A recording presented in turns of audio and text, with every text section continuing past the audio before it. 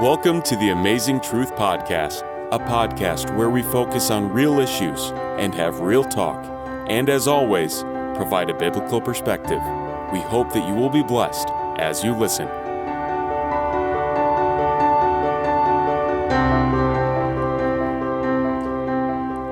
Hello and welcome to the Amazing Truth Podcast. This is the Amazing Truth Minute.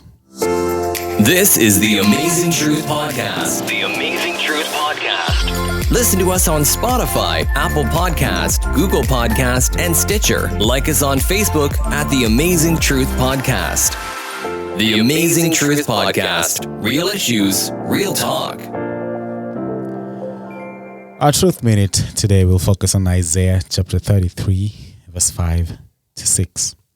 And it reads, "The Lord will be the sure foundation for your times, a rich store of salvation and wisdom and knowledge. The fear of the Lord is the key to this treasure." You see, when the prophet Isaiah wrote Isaiah 33, Assyria had been attacking God's people and seemed to be getting away with it. But God came to the rescue of his people and provided everything they needed to persevere. Like the people of Zion, we as modern-day believers have come to know that life is uncertain. Some of us have experienced traumatic events. Even if we haven't experienced tragedy for ourselves, we know people whose lives have changed in an instant. Some days, just a casual glance at the news can make us feel as if the ground might well crumble under our feet. But God's people are not called to live with a burden of fear and anxiety. God is our constant source of stability, and He provides His people with wisdom and knowledge for every situation.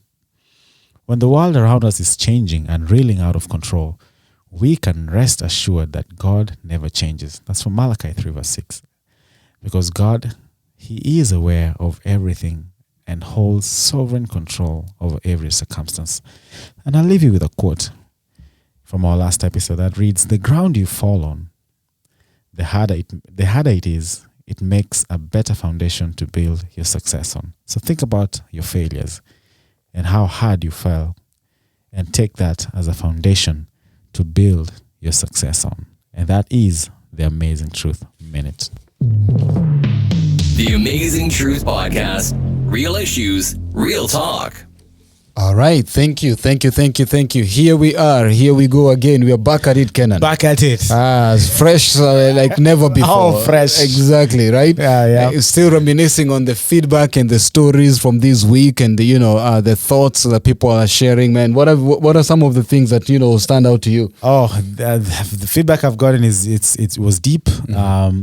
They are thanking Alex for sharing, being that vulnerable. Mm-hmm. And some people have known Alex for a long time, but they haven't known that side of his story. That side of his story. He has a very great smile, but we know that behind a smile, there is a story. There's a story to tell. Yes. The thing that I was hearing, or I'm hearing, Kenan, is that there's a level of excitement to hear, especially men, acknowledge of their failures and their weakness and the areas that they went wrong, and being willing to be vulnerable, because that's not something that is culturally, accepted in this context, right?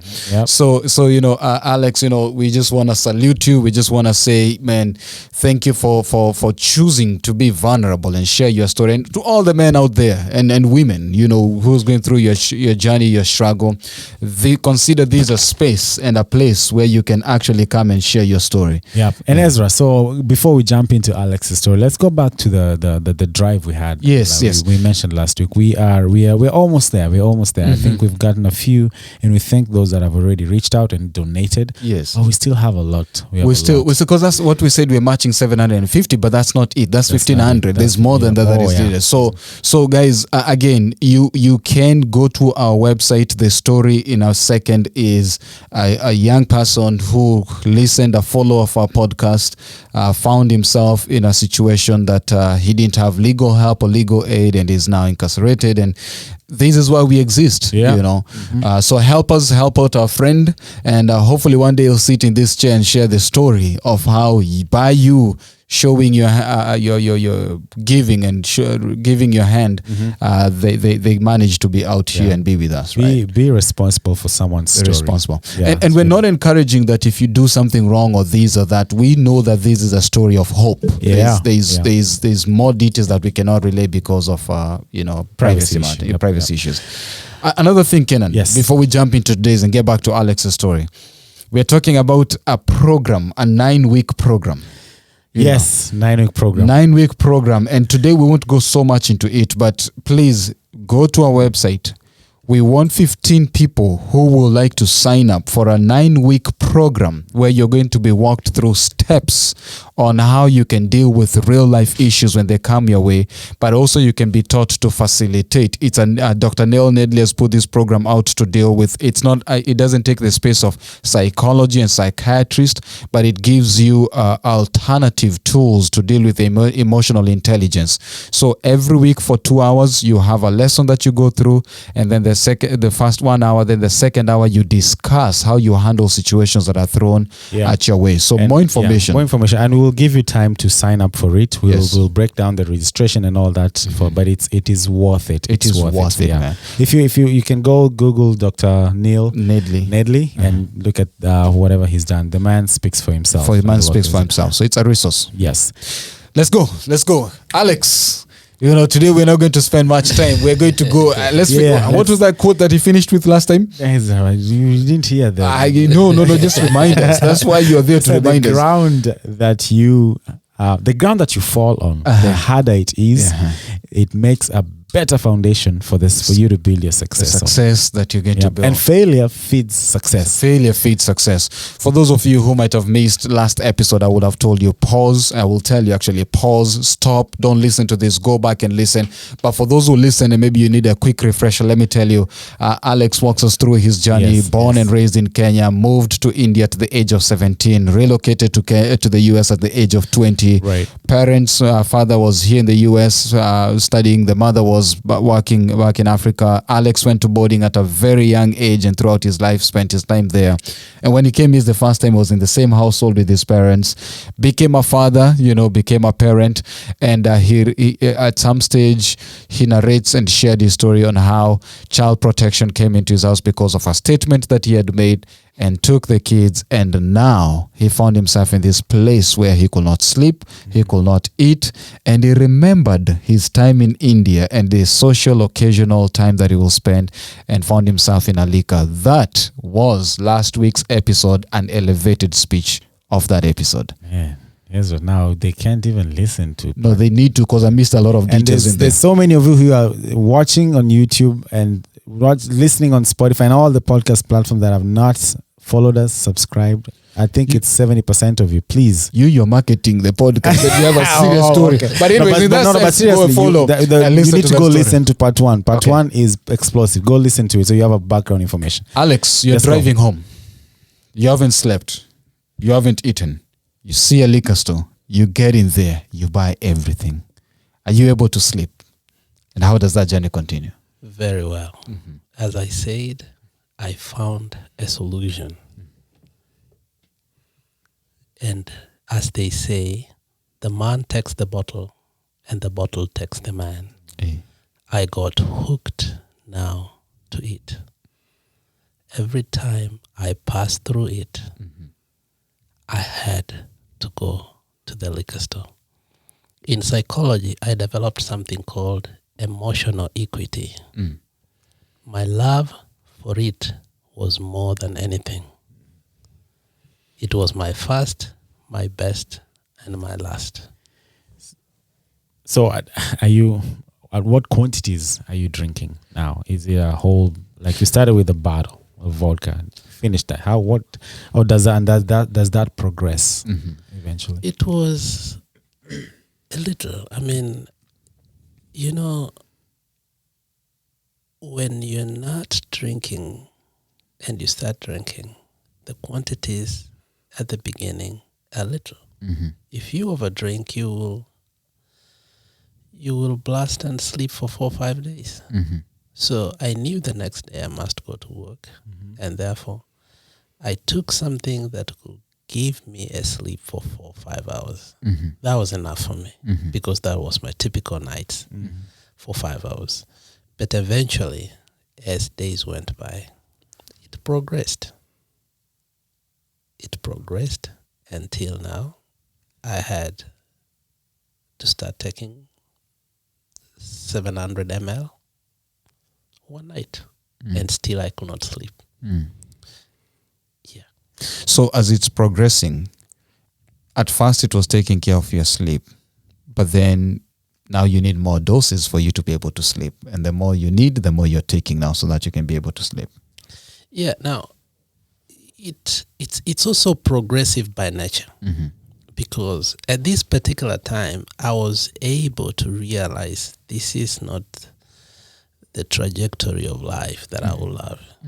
And remember, I am still very close to God, though very, very struggling.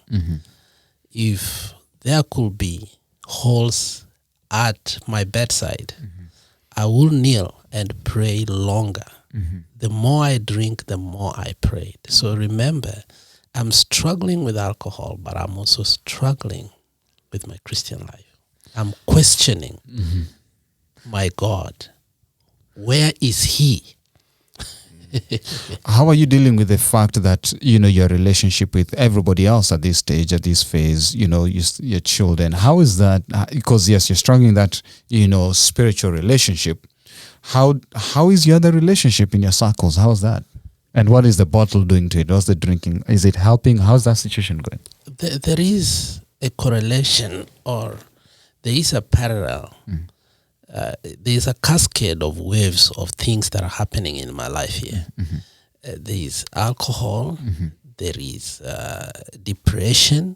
That is so subtle. I just don't even know that I have it.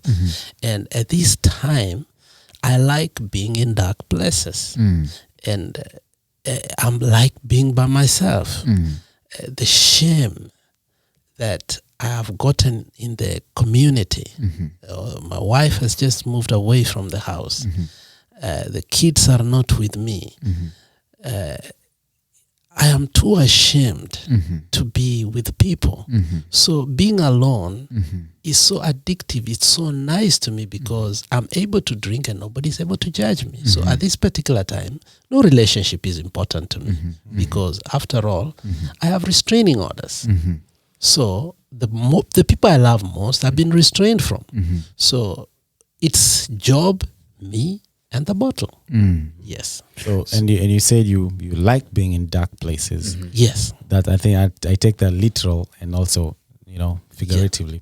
So now, where's family now? Not your immediate family, your wife and kids. Now, where's the other family? Your siblings. Your siblings. What support are you getting from? Do you have any support system? There was a lot of support. I thank God for my mother. And the truth is, anybody who has known my journey, were it not for my mother, I would be dead by now. My mother comes out and realizes there is a hole in my life. There is something that she's never seen me do or act or say. And she realizes that this is not something tangible. She realizes this is something spiritual.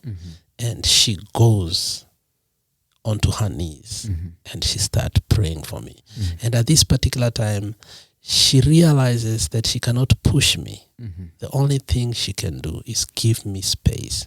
But I see her petitioning God for me.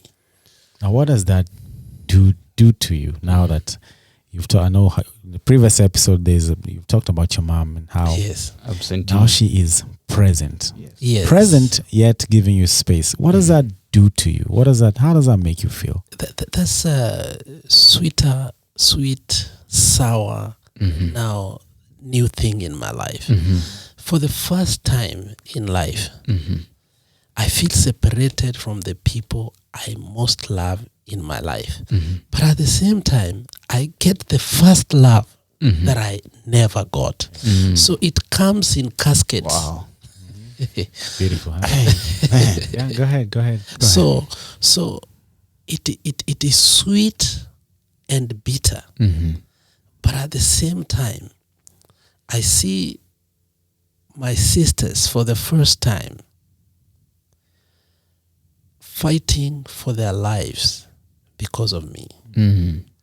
They could stop doing whatever they could just to find where I slept that day.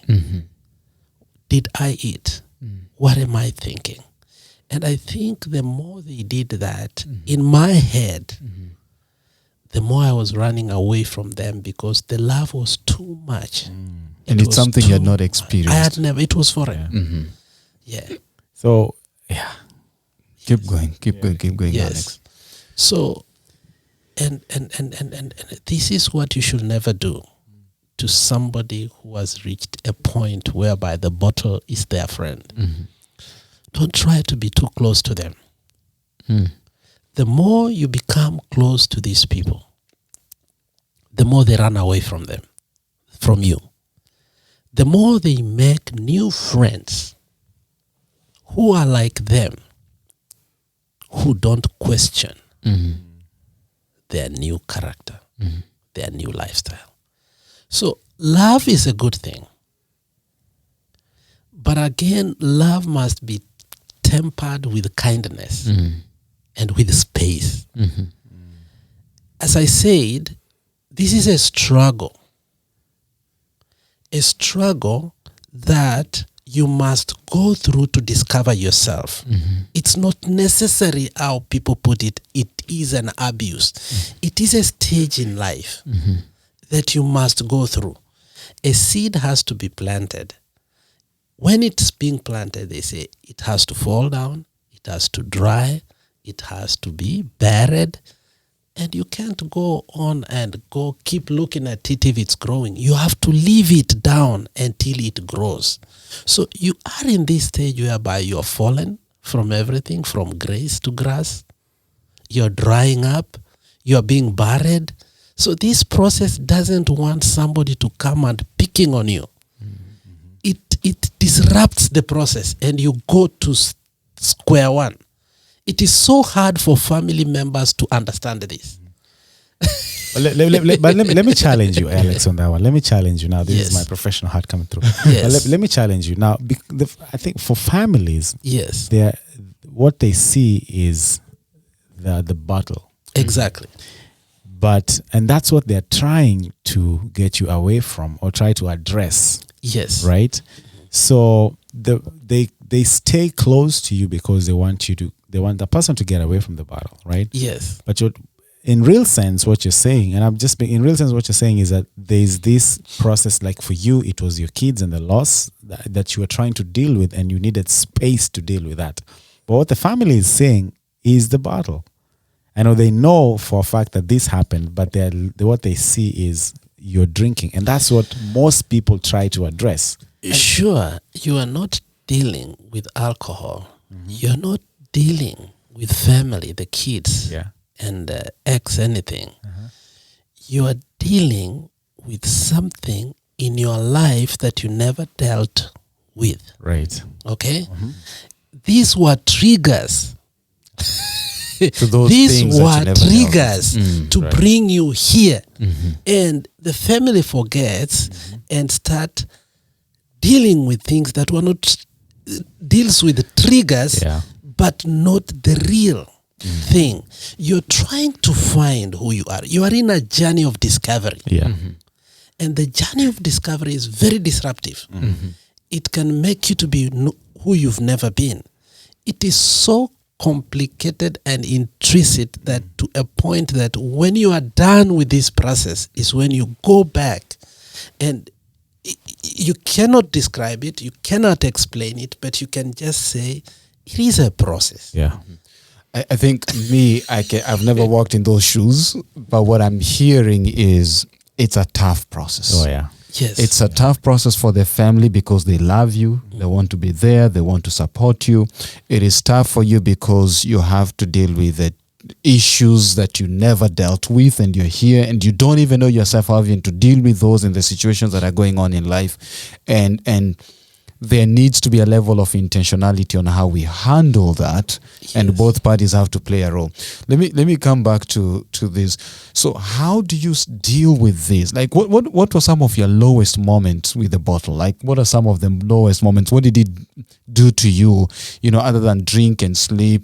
Are you able to keep up with your job? Are you your health? How is it doing with your, you mentioned you went to rehab, I think, or something. How did you deal with those things? Everything was progressive by nature. Mm-hmm. And the journey of struggling with alcohol, mm-hmm. you it's like the journey of David. Mm-hmm. David lost his job, mm-hmm. then he lost his wife, mm-hmm. then he lost his friend, then he lost his mind. When you see David actually in that cave, he had lost, because the Bible says, in my language they say chindende. I don't know how they call it in English. The saliva was oozing through his beards until the king said, "Are there not a madman in this? In this that you may bring David?" So you see, it was progressive. I lost my business. I lost my family. I lost my friends. Finally, I lost my mind. In the whole process, I'm losing my health. So, in a nutshell, I lost everything that was so dear to me. I know you mentioned, what are the three things that you feared, you were afraid of, and they happened? I know we mentioned that last week. You say when I asked you to come, you say there's three things that you're fearful of and they've happened. No, there are three pests in life that pests. I think that we have to deal with. The first one is doubt. We want to look confident, but we are always doubtful. The other one is fear. We always have fear, but fear up to a certain extent is good. God gave us fear because it's caution, but exaggerated fear is a sin. The other one is shame. So up to this point, I had dealt with all that. I had dealt with shame, I had dealt with fear, and I had dealt with the first one. So this journey is bringing you to a point whereby you have nothing to worry about. The worst things you ever feared, you were ashamed and you were doubting. Finally, they have happened to you. And that's why I say it's a foundation, because now you are free. You have nothing to fear anymore. You have nothing to doubt anymore. You have nothing to be ashamed anymore. You get to a point now, you get something many people, including the two of you, have never gotten here, called true freedom. We don't have freedom yet. If people saw you today here, drunk and naked, Pastor, tell me in social media what will happen to you. Goodness. You'll be trending. You will be driven to suicide. Yes. So many people have gone through suicide because of sheer shame. They can't handle a divorce, to be seen without the person they claimed to love most, or the children. I feared, I was ashamed. But right now, I have the freedom that comes through Christ, that even my steps were ordained even before I came here. Kenan, I think, Alex, you are scaring us now at this point, because there are things, honestly, we are afraid of. Like even the things, let's be vulnerable in this moment. Sitting in this podcast, there can be a temptation of we got it all together. Like it could be just a good thing, but in itself, if we do something small, you hear people say, "Oh, the way they've been talking, the way that thing they've like all got it all together." So there is that thing that I like the point that you're driving home is like, those of us who have not perhaps hit and rock bottom, there is a guard that we put around because we don't want people to know. We are afraid what people will think. But for you, you're saying you are free. You're free from that. Yeah. And also to add, I think what Alex is saying is that these three things, I mean, we don't have to wait until we hit Yes. them and to have true freedom. Yes. But I think what he's saying is that the freedom he got the freedom from these three things through his faith. Yes. And then so we have to develop Coping mechanism. no some I don't know if it's called coping, but we have to develop some fearfulness of or for these three things, because if we fear them, you know, it makes us weak. Yeah. And it, you know, when it comes, we get ashamed and we doubt. So I think we should, at least for me, I'm saying that I need to get true freedom from these things now, instead of waiting for me to get to rock bottom to get tough skin over these three things. So how do we handle the fears we have in life in a healthy way? Yeah. Rather than wait for the thing that you feared most actually really to bring you to your knees for you to handle it. Yeah. Look, and that is psychological again. When I say the word dysfunctional, that's a psychological word. There's no dysfunctional family. Because if it were, every family dysfunctional. That is true. And again, if you want to say healthy way of coping, if it were, then we are all unhealthy. You hear me? Yes. So what we must do, and that is why I'm here today. I'm embracing my failures. I'm saying it's okay to struggle. It's not wrong to struggle. It is okay to have mental health problem. It's okay to struggle with alcoholism. I'm not saying you should go do that. But if you found yourself in that conundrum, okay, it is okay. People have struggled, and it is how you take those struggles. You find yourself subduing them.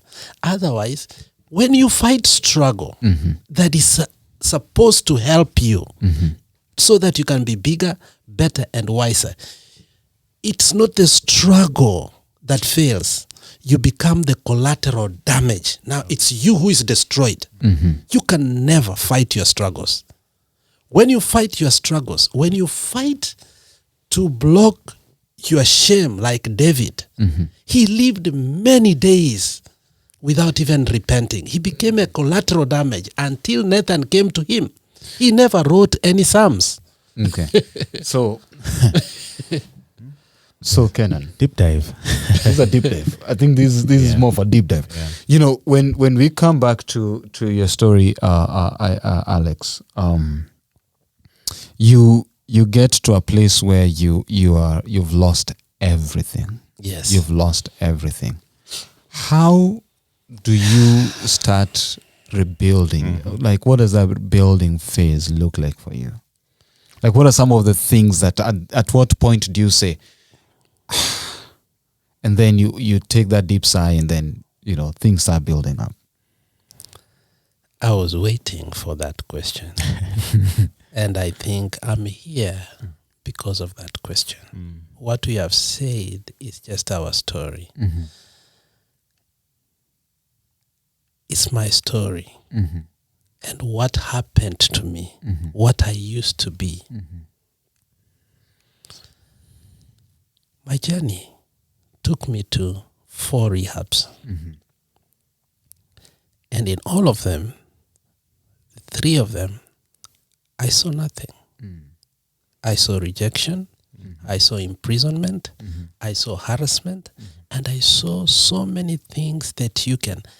Once there is nothing bad as taking somebody captive before they realize what are you dealing with. I had to sit down and ask myself, what am I dealing with? I had to describe and define my problem. What is my problem? I realize I don't have alcohol problem. I realize I don't have depression problem. I realized I had a mindset that was distorted.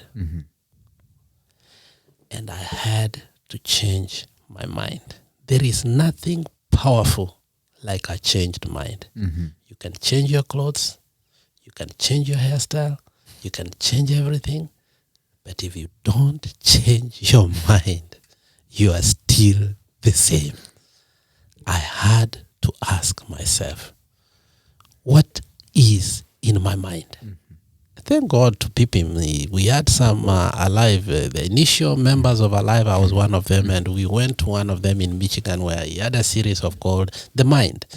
I listened to that again. Then I went deep and deeper, subconscious, to learn more about the subconscious mind. It's a deep journey, but in a nutshell, I came to the conclusion, the world is not black. The world is not white. The world is not gray. The world is colored. Even people who are colorblind, they have their favorite color. It may not exist. It may not exist. But to them, it is very beautiful and very satisfying. Yes. So it came to that point I realized my worldview may not be like yours. Yes. May not be like yours. May not be like yours. I was brought up to look at things the way through education, through religion. But then when I asked myself, who am I realized I was colorblind. What you want to see from me, you are not seeing it.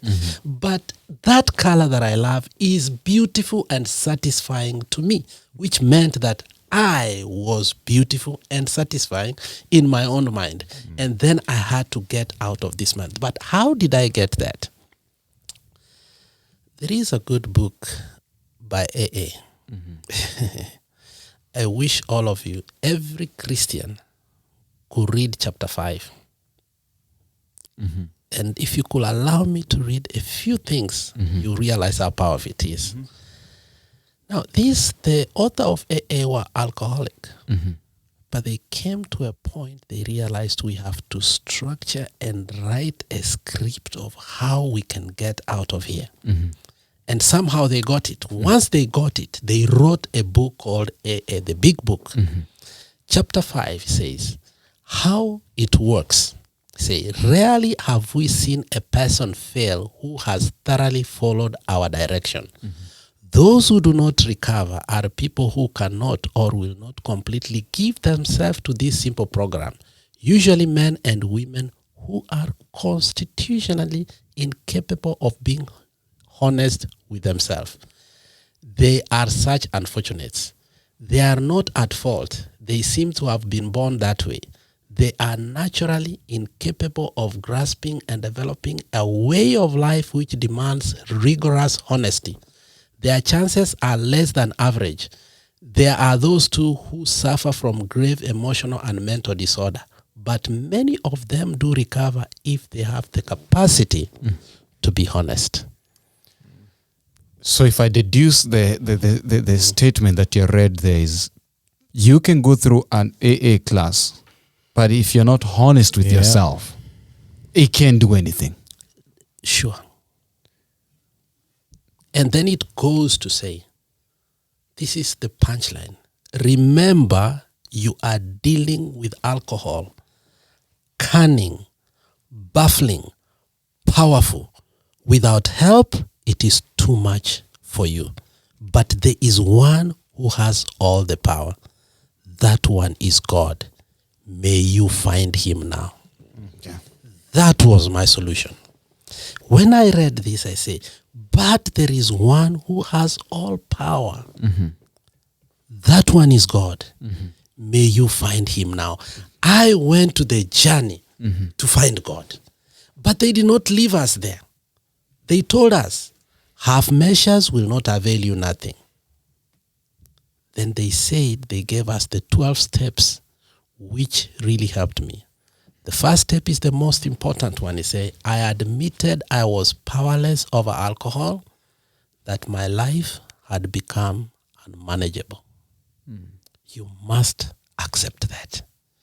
That was the hardest thing to accept, that my life was unmanageable. So if we go back to you said you've been to 4 rehabs. Yes. Would you say that and you say 3 of them you felt as a prisoner, you felt forced, you felt, Yeah, forced. It was really forced. Would you say that the biggest problem at that point is that you had not come to a place where you are honest with yourself and you acknowledge your problem and there's nothing these rehabs could do to you? I won't say that way. Okay. The rehab was a process too. Okay. Life is a journey. Yes. And the journey has a connotation of distance. A distance has a connotation of speed and time. So probably my speed, I was putting my foot on my mouth. Okay. I needed to grasp these things slowly to understand them. All right, we are building up on time now. Alex, help us understand how that journey. So you read that chapter. How is that? Walk us through that moment when you realize that this is what it is. How was that moment for you? Paint a picture for us in that moment. It was the greatest moment of my life. Were you by yourself? Were you at night? What were you going through at that moment? How did that moment come to be? Maya Angelou says, you will forget everything, but you will never forget the feeling. Okay. I can remember, I don't remember, I remember the feeling. It was the aha moment. This has been my problem in life. I have never realized that I am powerless and I'm unmanageable because that was the step one. Step two says,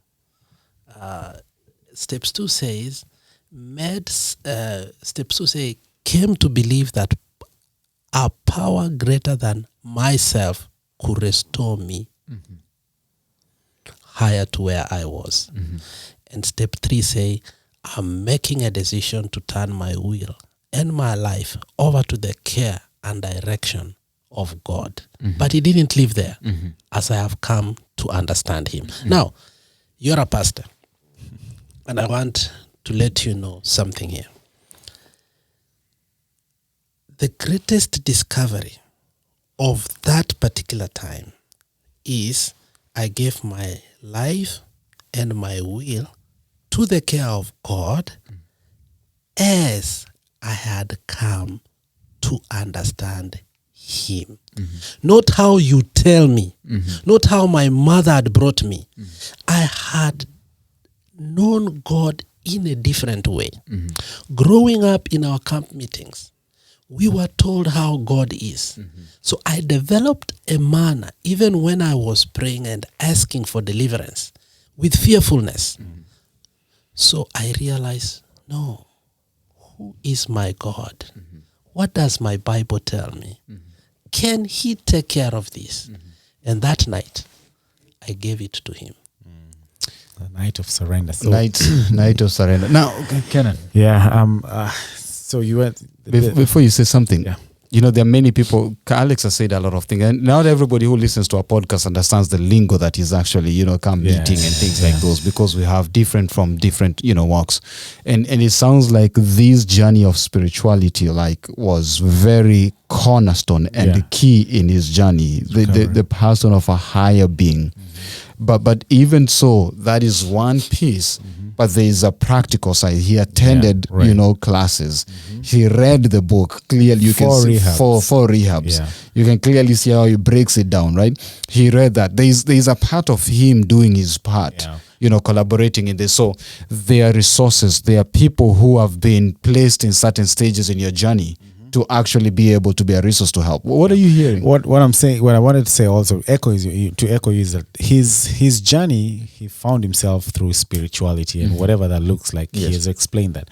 Your journey is different. Your journey of self-discovery might lead you to a bathroom where you read a book and brings that revelation that you need to take care of your life.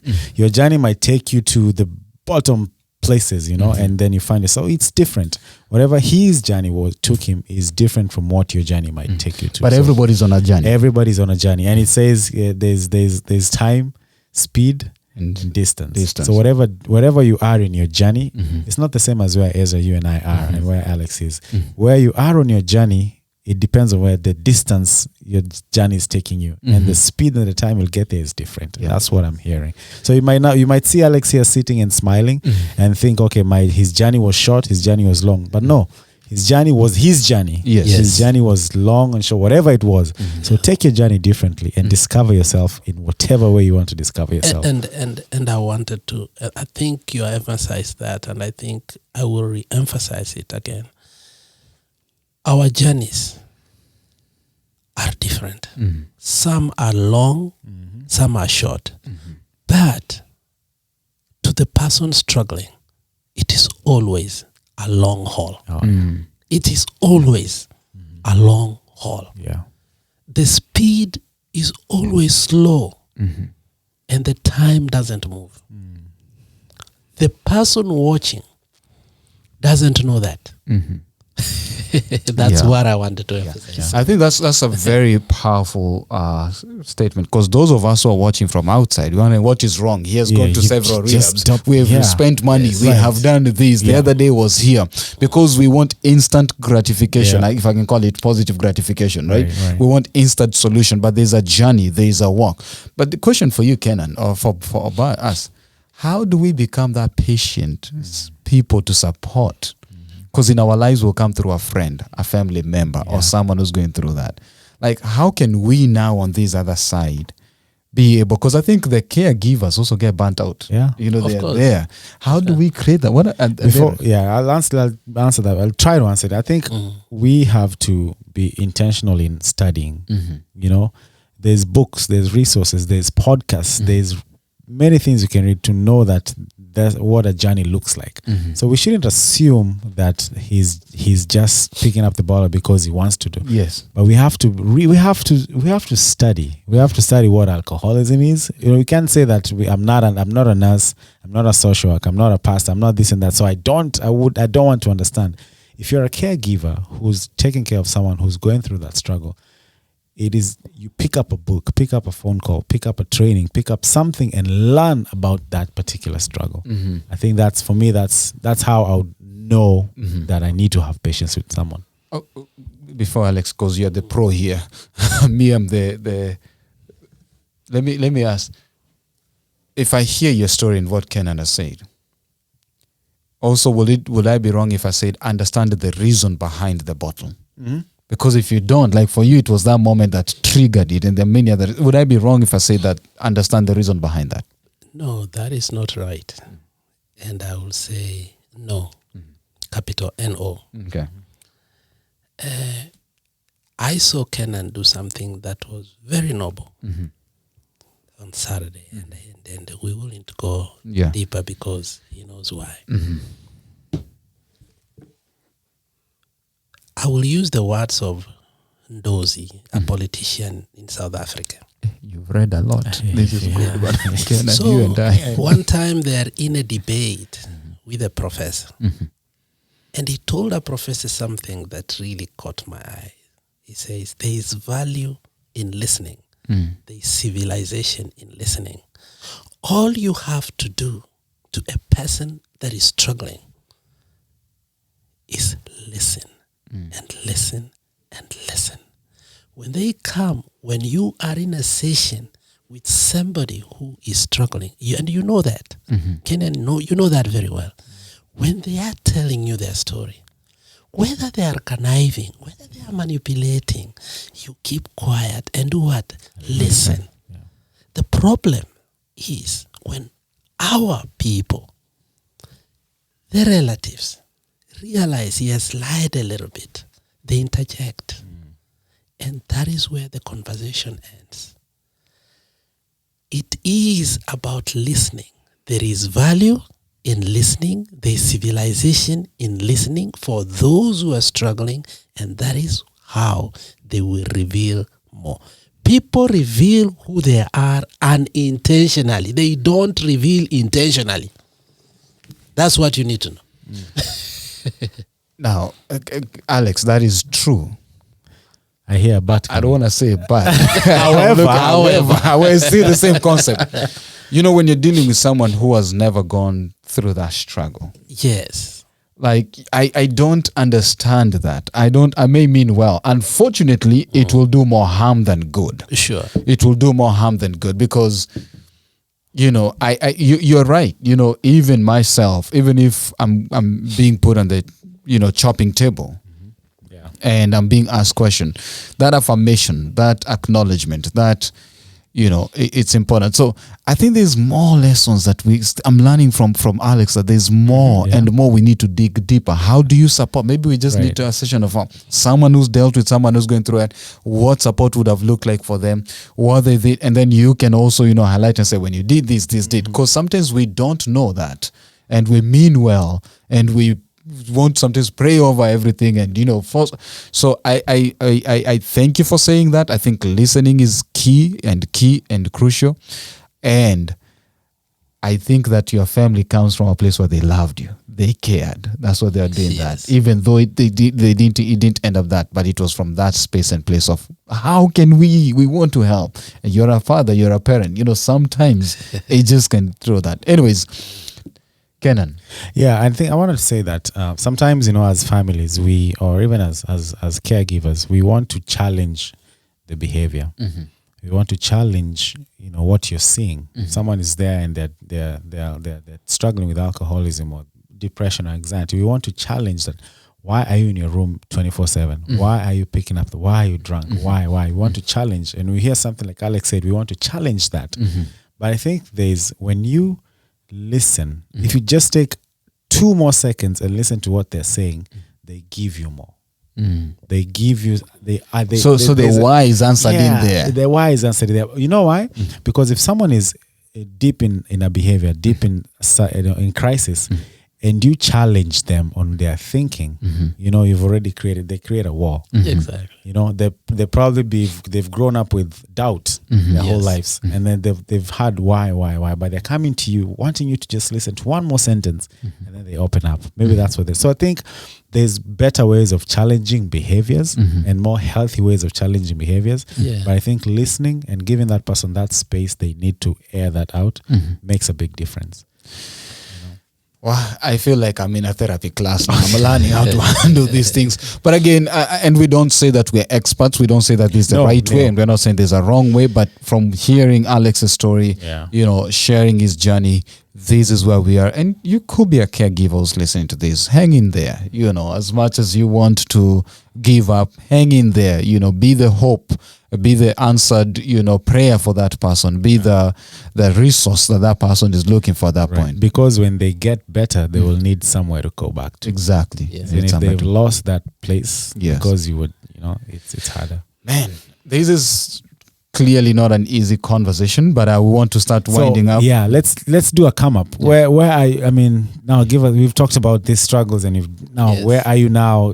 You be this bright smile we're seeing, Alex. Tell us more about that smile as we just start wrapping. Yeah, as long as I live, I will thank my God. Mm-hmm. He's a compassionate God. That is the God of my understanding now. When we go to our AA meeting, we call him the higher power. We don't want people. We want people to have a personal relationship, a journey to discover, and everybody discovers in their own way. But the AA book is very concrete. It is the God of the universe. So where am I?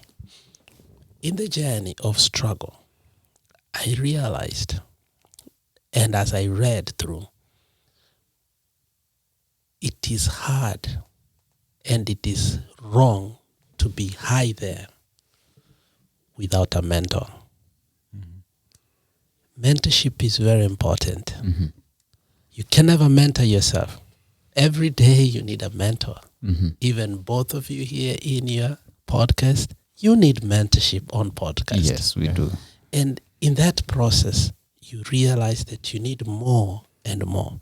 So step 12, there's 12 steps that I wouldn't say the others, but I think if you have time, come and so that I will come here so that we can talk about the 12 steps. Yeah, break it down. But there's 12 steps saying, having had a spiritual experience as the result of this action, I try to carry this message to others, especially alcoholics, and to practice these principles in all my affairs.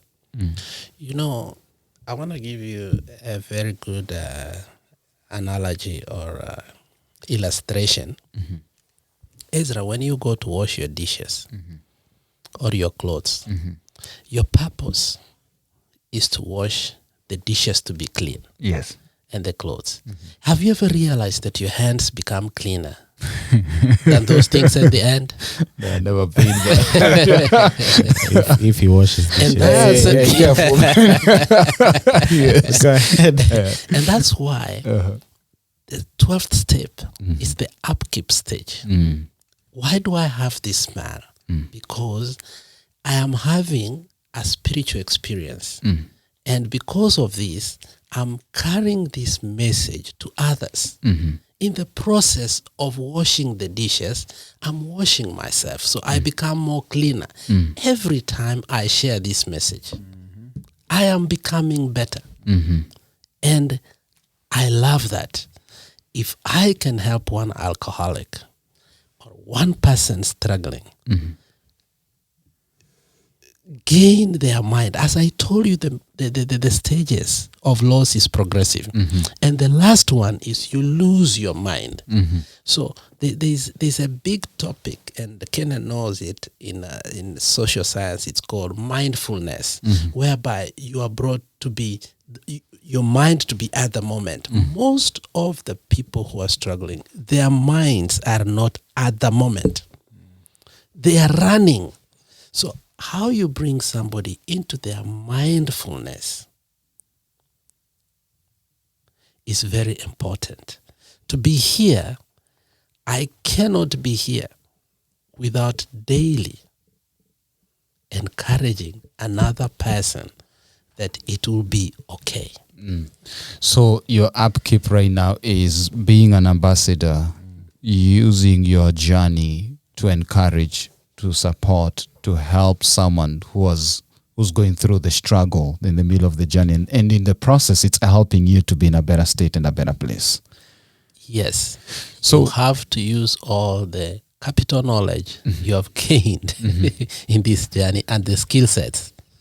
So now, listeners, Kenan, Yes. isn't that why Alex is here today? That's why he's here today. Because when you asked him, when you met with him, he said you didn't want to trigger him. Yeah. Now from this, have you triggered him? No, I have actually. He's actually stronger than he's very strong. Yes, I mean, yes. he's in a better place to share. So. You know, I just want to celebrate, appreciate and apologize, because as we've been around you and we've seen you in your journey and your work, and sometimes quite frankly, sometimes they know what to do, how to help. But we just want to, it's a joy for us to see you in this state and where you are. It is, even if you don't say anything and you don't open your mouth and you don't even come to a podcast, just seeing you, Alex, I'm sure there are people somewhere out there who are actually smiling and happy for you. And I just want to let you know that we are proud, we are excited, we are your champions, and we might not be perfect, but you have a whole community behind you. At least even if me and Kenan are the two, then at least you have the two of us as a community behind you. Yeah. But Kenan. Yeah, we appreciate you. I've learned a lot. I haven't interacted with you for the last year, pandemic. But the pandemic. Yes. Yeah, but the few hours I've spent with you or talked to you this weekend, I've learned a lot. And I think it's beautiful that you are able to share that, because, as you know, you've shared us before we started recording that you get calls, you get people who are struggling, and it's okay that they can talk to you. So you are a big resource to those people, and we don't want to, toot your horn so much, but we know that it's still a struggle, it's still a journey, and we're with you with that. We are with you. We will pray for you. We'll support you whenever you have time to. Whenever we organize something, we'll look for you and see if you can share some few things with the people that we share, the programs that we're going to have ahead. But anyway, you've doubt, fear, and being ashamed we need to create tough skin for ourselves. And in the event that we get into those three, if we experience those three things, it's not the end of the world. Yeah, we can rise above our failures, because our failures build our success. So we thank you. We celebrate you, Alex, honestly. For the listeners, it's still a journey. Yeah. it doesn't mean that Alex has arrived. No. Neither does it mean that as we have it, we got it together. Right. So even though you want to ashame us because of our struggles, be gracious to us. Yeah. It's a journey. It's true. Let's be gracious to one another. Yeah. Let us try to listen, as Alex has said, when you see someone going through the struggle, and sometimes realize that you're not there to problem solve, but just to be a sounding voice to help get their mind back. You know, to where they are. It's tough, easier said than done, but we believe that we are better together as we walk through this journey. Alex, thank you so much. Closing shot. Here's a question I'm going to ask you. Say something to your loved ones. One thing you want to say after this journey, everything where they've been. Say whatever you want and then finish on that note. First and foremost, thank you, amazing podcast, Pastor Ezra and my friend Kenan. Both of you are my friend. Thank you so much. This opportunity is important because it is going to the community to help many of our people. A friend of mine once told me, we don't need more nurses, we don't need more lawyers, we need more therapists in our community. And that really caught me. Secondly, I want to thank God in heaven. He's the truest friend to me. When I remember Calvary, that's a song I sang every time I went to the rehab. He's the truest friend to me when I remember Calvary. I want to thank Pastor Kingoina, Mayeka. They mentored me through this. They were never tired. Michira, Paul Obani was with me throughout. My two sisters, Auntie Rhoda was always crying for me. She may not even understand that I'm thanking her, but Auntie Rhoda, I want to say I love you and I thank you so much. And to so many people who tried their best and I kept on relapsing. God bless you. And to all who are struggling again, if somebody tells you you cannot do it, don't listen to them. God is able and capable of doing all things because he is God. Just give it to him. There you have it. Amazing Truth Podcast. Like, subscribe, listen, send us a message, give us feedback. Anything you liked from this podcast, we'd like to get your feedback. And please remember, we're here together because together we're better and we can go far together. That is the Amazing Truth Podcast. Like, subscribe in all our platforms. Thank you for listening to this episode of the Amazing Truth Podcast. We hope you were blessed as you listened. Don't forget to share, like, and subscribe. God bless you, and see you on the next one.